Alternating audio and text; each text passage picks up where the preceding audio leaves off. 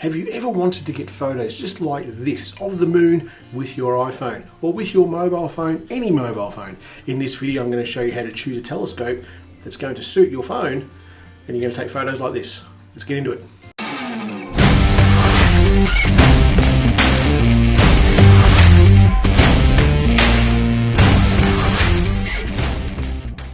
This telescope here is the Celestron NexStar 130 SLT.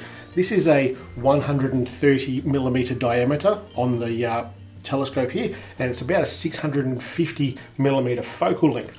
Now, to take photos of the moon with a telescope, you don't necessarily have to have this telescope, but you do want to, as a guide, look at roughly 100mm diameter as a diameter of the telescope, and you want to be around 600mm, not less than 600mm in focal length.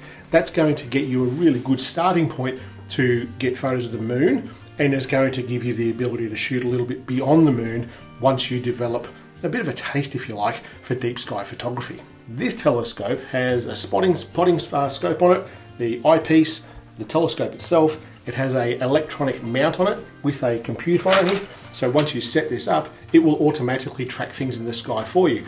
But you don't need to have that. You don't need to go to this extent to take this sort of photo. But if you get a telescope that's at least 600mm, 100mm, you're still going to be able to take some pretty good photos. Now you need to think about, how am I going to get the telephone, as in my phone holder, the camera, onto this? Because you look through this to look at the sky. So how do I get my phone to mount onto this? Well, you need a mount, and I'm going to show you the best one you can get. You don't need to get this sort of telescope, but I'm going to suggest very strongly you get one of these mounts. Now, there are a number of mounts that you can get to hold your phone onto a telescope, and they're varying in price. The one I'm talking about here is a little bit more expensive than the other ones, but it's a damn sight better. The other one's a little bit flimsy, all of them, and there's so many of them, but they're a little bit flimsy. They're going to really annoy you when you're out there under the night sky, in the dark, trying to get this thing to line up. They're a little bit flimsy. I probably wouldn't suggest it. In fact, I don't. I do suggest this one though. This is the NexStar, the Celestron NexYZ, as in the, it's a bit of a play on words, if you like, with the Nex, so there's an X, then the Y and the Z. And the reason it's called that is because it moves on those three axes, and it does it really well. Let me show you. This is the device itself. That's what the box looks like. So when you're looking for this thing online, that's what it looks like. This here is the device. So it's got three axes of movement, X, Y, and Z. So, and it's all done by mechanical metal gearing. So it's nice and sturdy. It holds on to any eyepiece like this, clips on, holds on, and you tighten up this little dial here. And it holds it on there really securely. The phone mounts in just like this, and that's it. It's nice and secure. I would be quite happy holding onto that and letting the telescope hold onto my phone, no problem at all. But you can see here, if we look here, this is where the eyepiece would be. So I need to bring that down. So I could just use this dial here, and you can see there, it's bringing it down to the eyepiece where it needs to be to take the photo. And it's got the other movement there, it goes left or right, you can see. And that works really well. And the last one is on the side here, and it will bring it in or out. And I'm telling you now, once it's set up, it just stays there. It's a really, really good mount. So it doesn't really matter what sort of telescope you get. If you stay with the starting point of 100mm, the wider the better, and 600mm focal length, and one of these, don't scrimp on the money on this one, you're going to be able to get some pretty good photos. So I've got the phone set up on here with the holder. I'm just going to line the moon up, and we'll see what we can do with whatever app.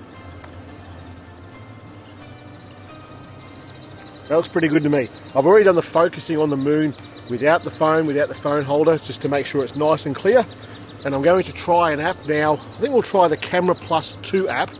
It's got full manual control, but because we're so close to this here, what I'm thinking, and it may not bloody work, but I'm thinking, might try macro, because we're so close, and see what we get.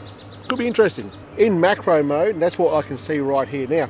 I'll just line this up a little bit better.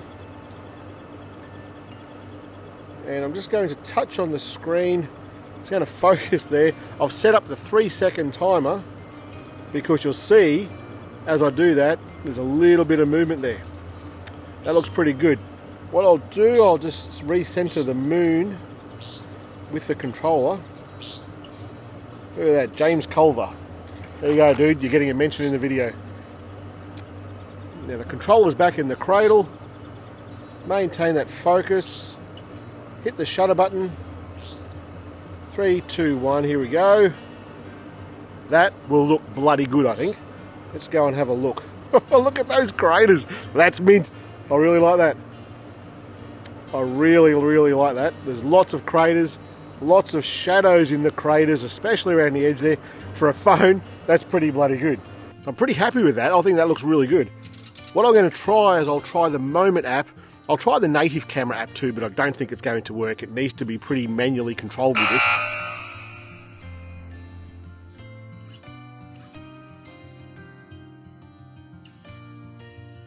But I've got a feeling with that macro functionality in the Camera Plus 2 app, I'm pretty happy with that. But I'll try a couple of others. I might shoot some more. You don't need to see me do that, and I'll show you some results in just a sec.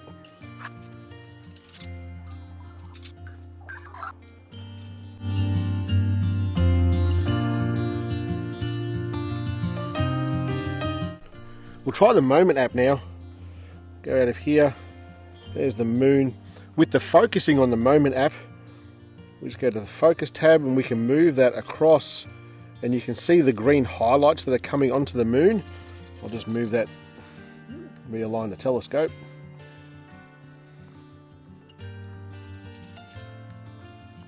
That looks pretty good. Just move this focus. See as much of the moon in focus as we can. And I think it's about there. Keep the ISO low. And we might even bring this shutter even faster. That's really fast. I've got the timer on this one as well, so it doesn't shake. It'll take 3 photos, I think it is, when the Moment app goes. There's 1, there's 2, there's 3. We'll go and have a look at him. Lots of craters on that one too. They're all pretty good, to be honest. I'm pretty happy with that. This mount for the phone is really impressive. I really like it. So what do you think of that? There's some pretty bloody good photos out of a telescope and an iPhone with that little mount there. Ripper setup, really, really impressed with it. Doesn't need to be an iPhone, it can be any phone at all. Like, I get that the Samsung S21 Ultra has that 100 times zoom and you can do it just with the phone, but tell me this isn't better than that. And if we put the Samsung Galaxy S21 or any Android phone in the same phone holder with the same telescope, you're going to get the same sort of results. Doesn't need to be an iPhone, can be any phone. That's it for today, guys. I'll see you next week. Catch you later.